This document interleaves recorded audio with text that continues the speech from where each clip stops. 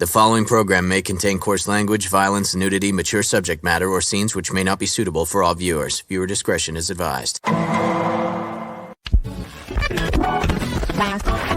All Hit Radio.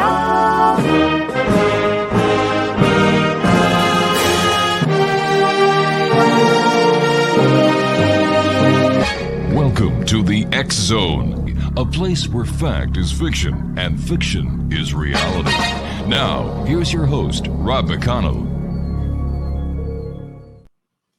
And welcome back to the X Zone, everyone. I am Rob McConnell, and for the next 4 hours, I'm your host and your guide as together we cross the time-space continuum to this place that I call the X Zone.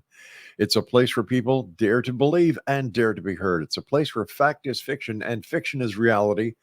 And the X Zone comes to you Monday through Friday from 10 p.m. Eastern until 2 a.m. Eastern, right here on the Talkstar Radio Network, Mutual Broadcast Network, X Zone Broadcast Network, and on Channel 54 on Simul TV. Channel 54, by the way, is the X Zone TV channel.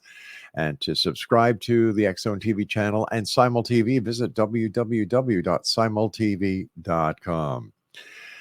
If you'd like to send me an email, xzone@xzoneradiotv.com, and on all social media sites, X Zone Radio TV.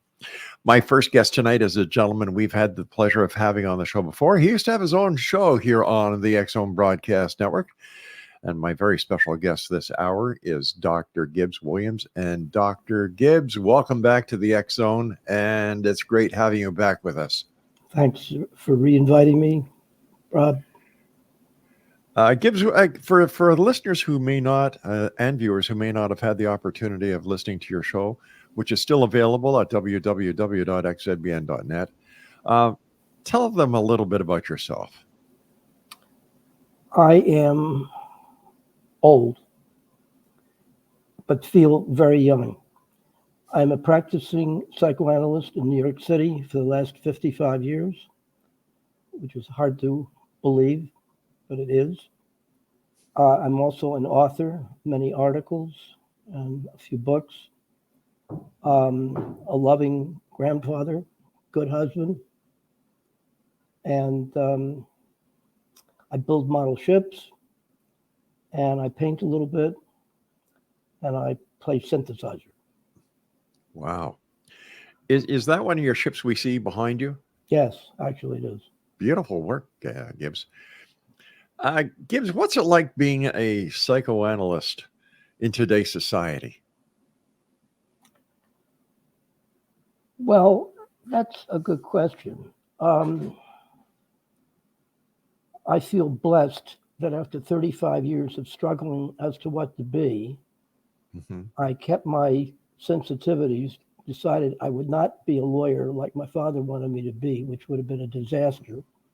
I followed my inner self and eventually got a Ph.D. as a psychoanalyst.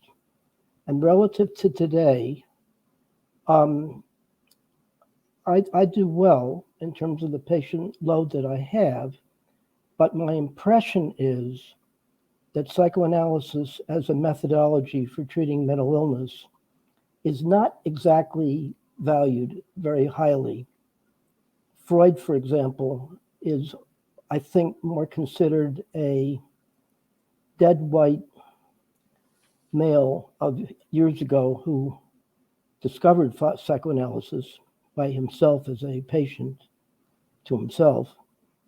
And since that time, in the, let's say, middle 50s, psychoanalysis, I think, has been largely replaced by things like CPT. And let's put it this way, there's always a new version of get a quick fix, which becomes the fashion of the moment, which over time tends to become not so effective, because I don't think it really does the job. Answer to your question, among people who really study this, I think psychoanalysis is the treatment par excellence. It may or may not survive the coming onslaught of quick fixes. Before we went on air, you and I were discussing that Sigmund Freud isn't looked upon by the new college goers, and you said it's as if he's been dead. I think it's true. I think it's based upon the fiction, I repeat, fiction, that the here and now is all that people have to worry about. Don't upset yourself by trying to figure out the past, because the past is past and everything is current. So don't deal with that stuff. That's a nice fantasy, but it's not true. Right. The past is not dead, and anybody who experiences psychological impasses knows that things are much more complicated. Well, the past lives in each and every one of us, doesn't it, Gibbs? Sure, absolutely. Yeah. And if I'm not mistaken, that there are those people who have issues that the issues can be actually traced back to their youth. So the past is very relevant when trying to understand and fix the problems of today. So how can these people say it's irrelevant? Well, it's particularly so with major issues like addiction, post-traumatic stress of all kinds. Seems to me, unless you really can understand what causes this stuff, you're missing the boat in terms of just trying to go for symptom reduction. What is the theory of synchronicity that you talk about? Oh, synchronicity is fascinating. When I became, in my middle 20s, I became fascinated with the esoteric occult. I attended the First Spiritualist Church of New York, which met in a hotel on Sundays. And what made that experience fascinating for me was that they had a number of well-known mediums who purportedly were able to get in touch with dead relatives and master teachers and so forth, and deliver sometimes really quite remarkable messages of guidance. And I became hooked on that. And I became particularly hooked because I met fascinating people, among them a fairly well-known psychiatrist who used to go into trance and dictate poems and guidance from purportedly Freud and Jung. I also had a kind of split attitude. I had majored in philosophy, and I felt if any of my past teachers knew what I was dabbling around with, they'd probably take my degree away from me. But I found it extremely valuable. In any event, I was invited to a spiritual consciousness raising. I went, and it was a very exciting night because I was happy that I had been invited. And I had a question on my mind consciously, which was, are miracles for real? I go into the small little room on Central Park West where there was a medium who ran these groups, an 88-year-old woman from Romania. And we're sitting in an alcove in a small group. And she says, lights go off, and she says, just say what comes to mind. And I say, impishly, it's dark. And she said, yes, but try to just stay with what you see. In my mind, there was a distinct picture or image of an ovular yellow mask-like that had which was an image of a grandmother. And Agatha said, who does that belong to? And I just spontaneously said that the girl to the right of me, it was her grandmother. And Agatha said, well, how do you know it's her grandmother? And I said, because she has granny glasses. And the girl next to me, who said that's my grandmother, said, yes, I have those granny glasses on my in my living room. Now, that began a series of remarkable coincidences. As I left the meeting, hyper excited, somebody said, look, we know you're interested in the idea that miracles exist. So let me tell you what to do. Do you have a New Testament? Yes. When you get home, turn at random in the New Testament and read the first thing you see. That'll give you the answer to your question. So skeptically, I figured, all right, I'll play the game. I go home, open up the Bible. First thing I notice is the story of the raising of Lazarus. Clearly a miracle. All right, that was exciting. I used it as a pretext to call the girl next to me, Diane, with the granny glasses, and said, I had a really wild coincidence. And she said, well, first, let me tell you mine. All right. She said that day she was walking in Central Park with her psychiatrist, who must have been very upbeat, and they're holding hands. And he says to her, in a past life, he was at the raising of Lazarus. Now, putting all that stuff together, I had hairs on my back of my neck. And I think, oh, what the hell is going on? This is crazy. Anyway, that began my long, in-depth attitude about what are these things. And I had, it was in the middle of writing a 27-year journal, which subsequently has been recently published, in which I had a number of these synchronicities, meaningful coincidences, 19 of them. And that was the first time that really stirred me into trying to understand what is going on. And I have been studying these things for 50 years. Gibbs, stand by, my friend. You and I have to take our first break. X Zone Nation, our very special guest this hour is Dr. Gibbs Williams. And we're going to have an interesting hour, to say the least. And if you'd like to listen to some of the past shows that Dr. Williams has here on the X Zone Broadcast Network, visit xzbn.net.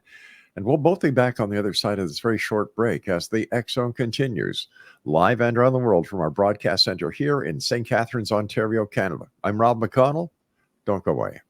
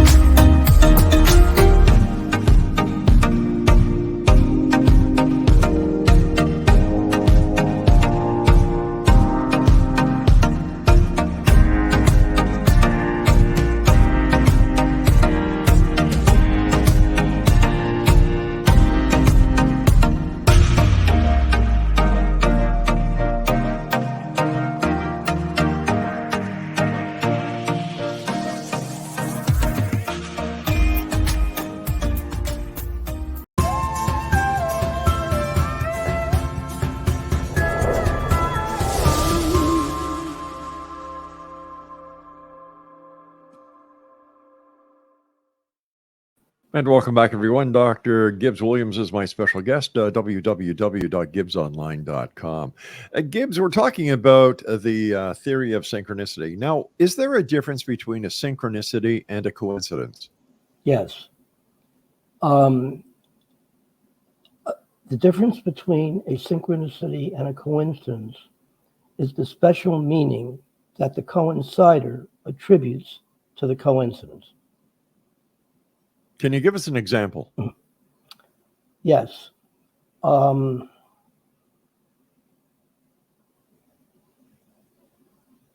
Take the synchronicity that I mentioned. I opened the Bible, having been interested in the question of, do miracles exist? First thing I see is Lazarus. Right. Typically, to me, that was a very special event. It was totally unexpected. I was thrilled. I had a sense of awe. I asked the question that many people do: what are the probabilities that I was going to pick something that was truly miraculous, that I do it at that moment? And even more, when I call Diane, the girl, and I say Lazarus, and she says, "Oh, you too?" and tells me about her analyst, who that day is walking in the park and says he's had a previous life of Lazarus Rising. Mm-hmm. That struck me as particularly significant. Those are the kind of feelings. You have a feeling of awe, wondrousness. What are the probabilities? This is amazing. And you're sort of flooded with excitement. Jung calls that particular experience numinosity. And I might also that it is of interest that Jung, the psychologist, psychoanalyst, a protege of Freud, by the way, he invented the term synchronicity. And theoretically, in terms of trying to understand these phenomena, he and the Jungians of today probably have a 90% lock on attempts to understand these phenomena. Not by me. I happen not to agree. All right, so that's a synchronicity. How would we describe a coincidence?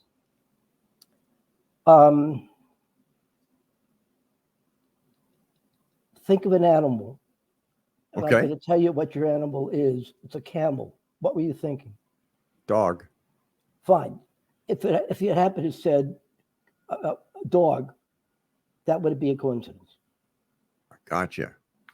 So is it a coincidence when somebody hears a song on the radio and or they may be thinking of someone or thinking of something, and a song that comes on that this person and the other person may have recognized as their song? Is that a coincidence or is that synchronicity? Well, again, it depends as to whether the meaning of that interesting coincidence. It may be these things happen. Hey, Gibbs, yeah, you had the camera, your hand in front of the camera. We couldn't see it. Try to get myself out of the picture. I can't stand looking at myself. Oh, you're good. If the coincidence has special meaning, then it becomes a coincidence. But these coincidences happen all the time. A common one is you're thinking of a past friend that you haven't seen in 20 years. The phone rings. Guess who's on the other end?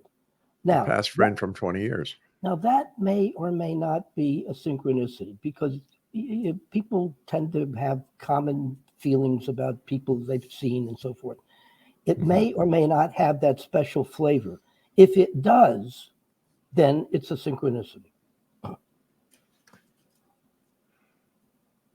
lot of people reported at one time that every time they looked at the clock, it was 11:11. In fact, it was called the 11:11 phenomenon.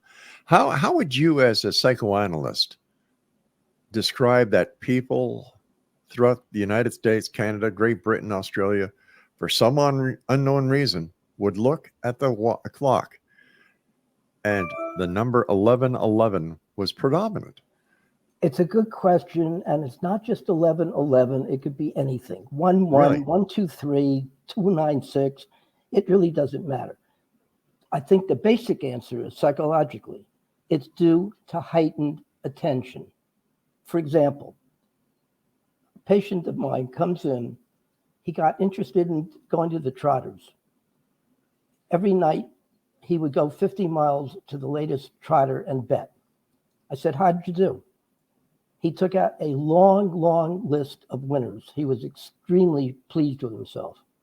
2 months later, I thought to myself, wait a minute, where's the other list? And he pulls out a list of losers, double. People see what they want to see, and they can make meaning out of anything. So it's the person themselves who's actually coming up with the answers that they actually want, not. Well, is it really the answer that they want, or they see they see number 5 all over the place? Okay. And because of the repetition, it feels uncanny. How come I'm seeing 5s all over the place? All right. The reality is every day you get up, you see the sun. You don't particularly make anything out of it. The sun rose again. True. Why the number 5 is so important? If you are able to have a particular patient free associate to the number 5, ultimately you will get some kind of significance having to do with maybe age 5 or the number 5 or numerology or something. Gotcha. Gibbs, you and I have to take a break. When we come back, I'd like to talk to you about the edifice of Miami Beach. Oedipus. How does that work for you, my friend? It works good.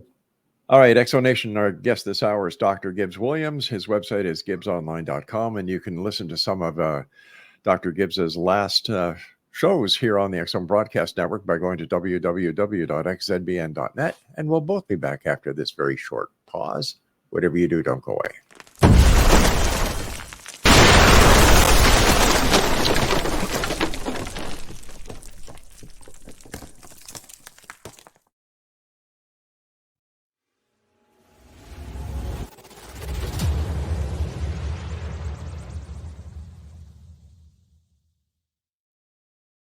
So I was watching the X Zone TV channel last night when I was abducted by aliens, and they kept repeating to me over and over again, simultv.com, simultv.com. What's simultv.com? That's what I asked them. They had it written on the side of their UFO. How do you spell that? UFO. No, I mean simultv.com. simultv.com. simultv.com. Right. simultv.com. Interesting that you were abducted by aliens in a simultv.com UFO last night. Oh, yeah? Yeah. Now that you mention it, I remember now last night I was awakened from a deep sleep. My great-grandmother was standing there. She said she come from the hereafter to tell me about simultv.com. She even spelled it out for me. simultv.com, sonny boy. simultv.com. simultv.com, sonny boy. Wow. Yeah. Guys, you'll never guess what my psychic guru just told me. simultv.com. Exactly. Are you guys psychic too? Of course. We all know about simultv.com. simultv.com.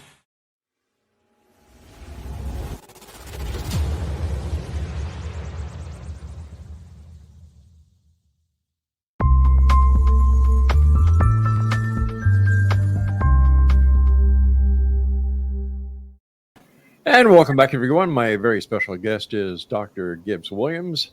He's a practicing psychoanalyst, psychologist, I guess. Whatever. He's a great guy that lives in New York City. His website is gibbsonline.com. All right, Gibbs, tell us about Edifice of Miami Beach. Oedipus Rex, from the Greek story. If you will, may I just say one more thing about synchronicities that I think is important? Please go ahead, Gibbs.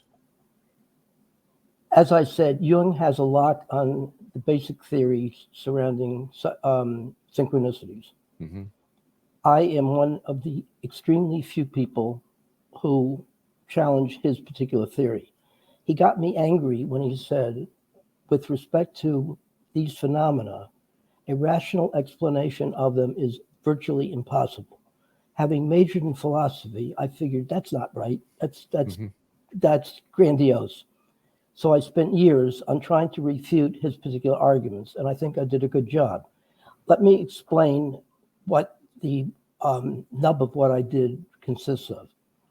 I want you all to imagine that you've been invited to a one-trick magic show. Okay. You go in, you hear the announcer introduce what the show is, and he says, it's true. I'm going to show you one trick, and I guarantee you're going to be dazzled. And you're going to have a major choice at the end of the trick, at the end of the show, which I will tell you. He does the show, he performs the trick, everybody is in awe, they're excited to the rafters. He says, all right, as promised, I'm going to give you each a follow-up. If you want to repeat the magic that this trick is indicating, you can come back in free of charge, stay as many times as you want. If, however, you want to know how the trick is done, I will show you how the trick is done, but you're going to lose the sense of magic. Your choice. I think I know how the trick is done. And I guarantee you, my particular point of view is going to fall probably pretty much on deaf ears because people prefer magic to nitty-gritty reality. But from my perspective, synchronicities provide a clear path to what I believe is everybody's basic idiosyncratic creative selves. And if you follow my theory of synchronicities, you'll be able to make a connection with your personal creative process. So it robs the magic, but it gives you much more insight as to who you really are. Ah, I understand. Makes sense too. You know, it seems that people love to live in a world of fantasy because they can't cope with reality. There is a person who's very popular these days, Bateman, who is the kind of guru of collecting synchronicities from extremely intelligent people. Mm-hmm. And his book is good. However, he doesn't get near, his basic premise, I think, has to do with validating people's need to project final authority into some rarefied mystical explanation. I think they're missing the boat. And I think that my approach would put people more in line with their own creative centers. It's going to be much less popular, but for those who like that, I think it'll pay off. Okay. You wanted So to go let's back talk. to Oedipus of Miami Beach. Yes, please. When I was 19 years old, a sophomore at Columbia University, I had what I refer to as a functional breakdown. I was always able to go to class and function, barely, but I was very depressed, dissociated, fragmented. I was a mess. And I started spontaneously keeping what turned out to be a 27-year journal. And out of the journal, actually, I've published 3 books now. The latest of them is a 2-volume set called Oedipus from Miami Beach, where I was born and raised. And the subtitle is my psychoanalytic quest for my spiritual father.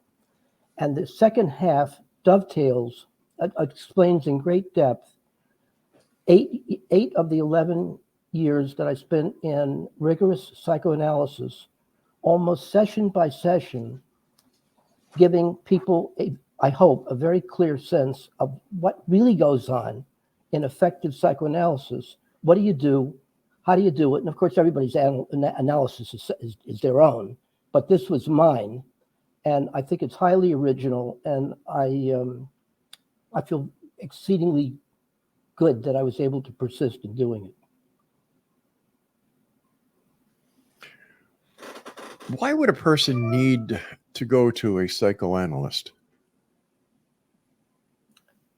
That is a very good question. Why would they need it? Well, I did many things. I got interested in the esoteric occult. Mm-hmm. I got lit on studying various subjects like psychology, and I was a kind of perpetual student. I did many pathways to try to get my fragmented self whole. In the course of that, I went to 2 other therapies, Sullivanian and Gestalt, for 6 years, twice a week, and came out of both as confused as I was when I first went in, and decided something's missing. It wasn't a total failure, but it didn't get to what I wanted.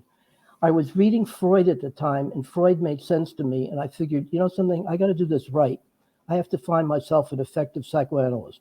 So I interviewed a few people, found somebody that the very first moment I worked with him, I felt I'm finally home, stayed with him 11 years, 3 times a week, on the couch, no insurance, and felt virtually at every single session, I felt as if I was being increasingly understood in depth and breadth. That's what I needed. So is it the fact that you found someone who could understand you? Yes. Even though other people in society couldn't? Well, there were people well-meaning, and I had a number of teachers.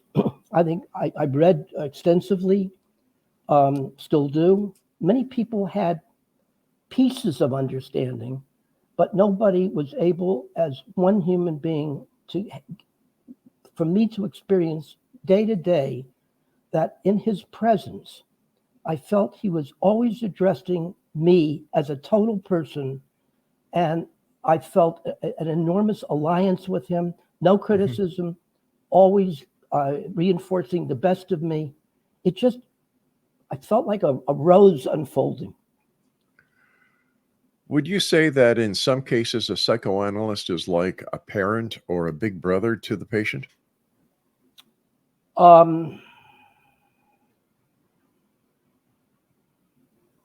Yes, but no. All of those are necessary, but this is different because in the space between therapist and patient, in my experience, there's no relationship like that. The space in between being on the couch and the analyst sitting up is critical. That at one and the same time, there will probably, if it works, there will probably never be a more meaningful relationship ever. On the other hand, you probably won't have an intimate connection with who that person really is. So the space, the objectivity, the distance is crucial in effective psychoanalysis. The relationship between the psychoanalyst and the person, the psychoanalyst sitting up on the chair and the patient on the couch, does that have anything to do with the couch reflecting that the patient is going to be as open as possible, or they should be as open as possible, and that the psychoanalyst sitting up is an authoritarian figure? Well, the analyst will always be an authoritarian figure. It's going to be the father. And father. Hopefully it's a good father rather than a bad father, and an understanding father than a lack of understanding father.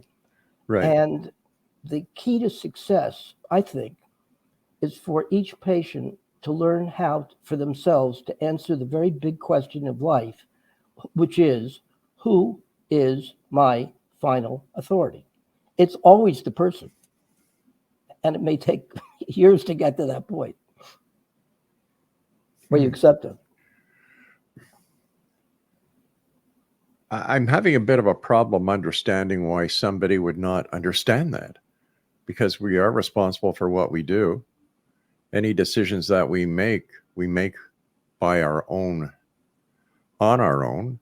So why would people need, and no disrespect to you, Gibbs, whatsoever, or anyone else, but what would happen to a person where they did not realize this? Would it be something in their past? Could it be something in their childhood? To me, it would seem that knowing that you're the final authority would be something that you would just know instinctively. To be a final authority, you have to accept you as making critical choices. Making critical choices means you may make bad choices, and you're going to have to live with the good choices and the bad choices. Most people I know would like to escape that feeling. I don't know what your politics is, but look at how half of what the country in terms of who's the final authority. All right. I understand where you're going, and I understand what you're getting at. But anybody should, in my opinion, and I'm just looking at this from somebody outside the box, saying you make your own choices each and every day when you're driving your car, whether you turn right, whether you turn left, whether you stop at the red light or you go through the red light. And I can give you example after example after example. So I can't understand why somebody doesn't realize that they are responsible for the good choices and the bad choices they make.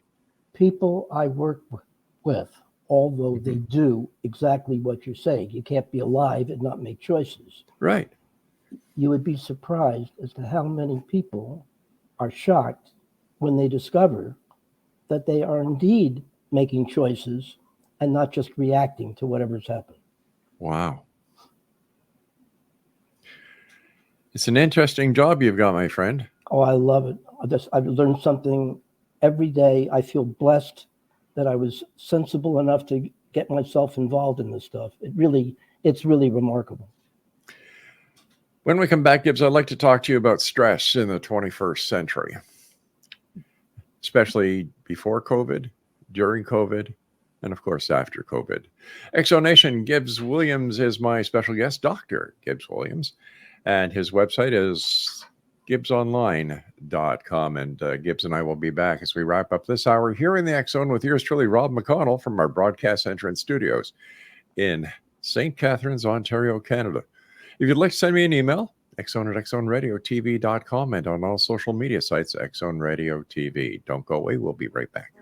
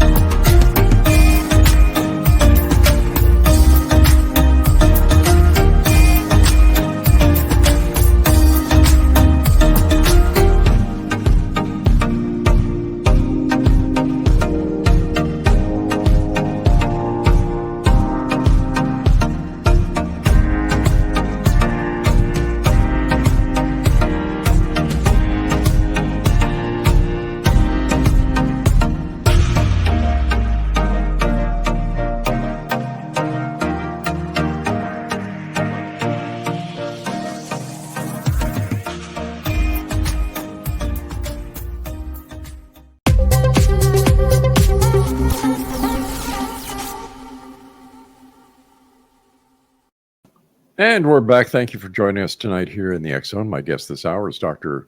Gibbs Williams. His website is gibbsonline.com. Gibbs, here we are. Let me see. It is the 12th of September, 2022. Everybody's getting over COVID finally. No masks, no travel restrictions. The price of food is soaring. The price of gas is soaring. We're still in a political mess. We still have hunger. We still have climate, global climate. People are not returning back to work, even though everybody's screaming for employees. How does the three-stage effect as I see it, the stress before COVID, the stress during COVID, the stress after COVID, this must be playing hell on people.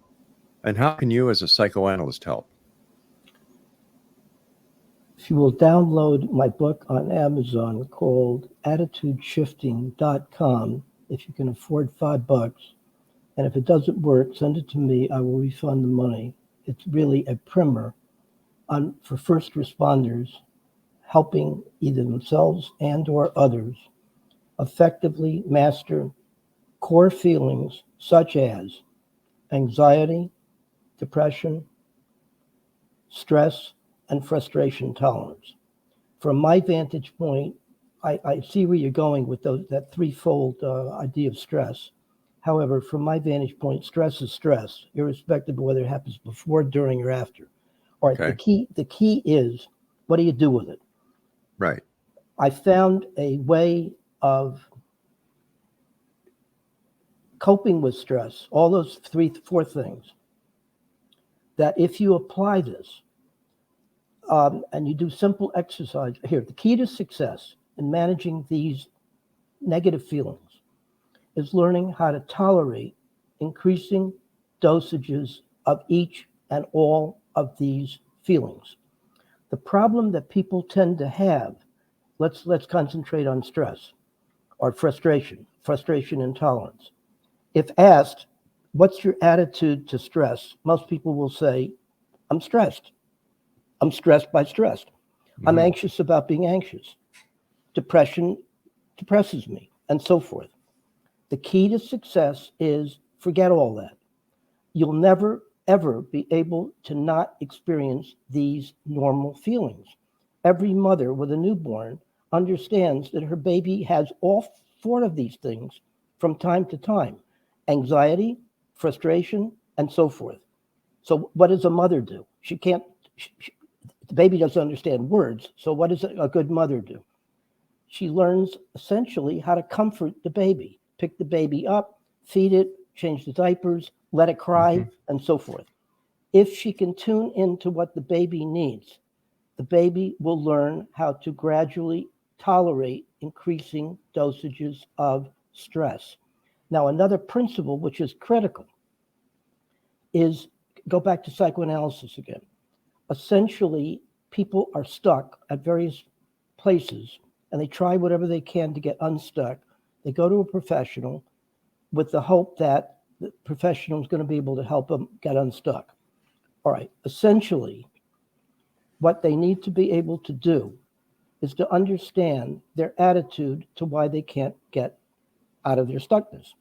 Often, people who suffer from anxiety, when asked, how do you like the anxiety? They'll tell you they hate it. The key to success is change your attitude from hating it to, you can't do a damn thing about it. It's normal. You need to know how to process it.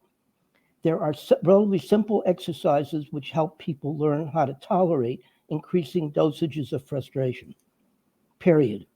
If my way, others have the same thing, were adopted in jails, in schools, they could practically eliminate issues of addiction, impulsivity, self-esteem regulation. We know what to do is the point. Government or whoever is in charge of it finds that that's too easy. That's too easy, and nobody makes money from big pharma. That's really the problem. Let me give you an interesting fact about big pharma. They won't tell you this. In their literature, and they have to confess to this, when they try to understand what is going on with effective use of pills in controlling anxiety and depression, let's say, they will admit to 70 to 80% of those pills' effectiveness is due to a placebo effect. So it's mind over matter. And the mindset has to be learning how to bear this stuff. If people learn how to bear it, they would not need tranquilizers. Now, I don't want to make an overall statement. Some people need it and they should have it, but the majority of people should not. I was speaking to a neuroscientist last week, Gibbs, and we were talking about certain medications and pills. And he said, the funny part is, Rob, that people take the pills and they think they actually get 100% of the effectiveness of the pill.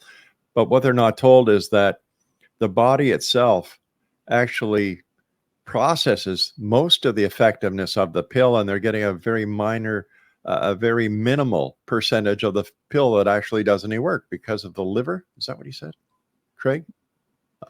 I forget what it was, but once again, Big Pharma doesn't tell you all this. It's reinforcing what I said. I'm adding the more mental thing. You're adding the more physical. I agree with both. Yep. Gibbs, you and I talked a couple of months ago, and we got on to the topic of the drug abuse crisis. If your system was to be implemented, and I've known you for a while, and I've never doubted your word, isn't there anything that can be done by getting your system to the people who could actually make the difference and use this system with the people who can really benefit from it, as well as schools, as well as any other place where these problems exist? And the simple answer is the happy pill. Why can't we do something, Gibbs? Thank you for the segue to my fourth book called Smack in the Middle, having to do with my turbulent years treating heroin addicts at Odyssey House, an innovative therapeutic community in Manhattan. For the first 5 months of my 17-month experience at Odyssey House, I felt as if I was reliving my personal Garden of Eden. It was at that point where my eyes opened up, and I cut through my idealism of the executive CEO, who was a 36-year-old psychiatrist and lawyer, who was in a way an evil genius. A lot of what she did was good work. A lot of what she did was evil. I appointed myself the keeping records of Odyssey House and kept an ongoing daily journal. Out of that journal came Smack in the Middle, in which I was able to understand what really works effectively in therapeutic communities and what is not going to work at all. Ultimately, you have to create a situation where you are humane, you focus on the issue of basic trust, you get people to understand that words mean what they say, and you give people graded jobs which enable them to use skills which they've never used before to do productive work.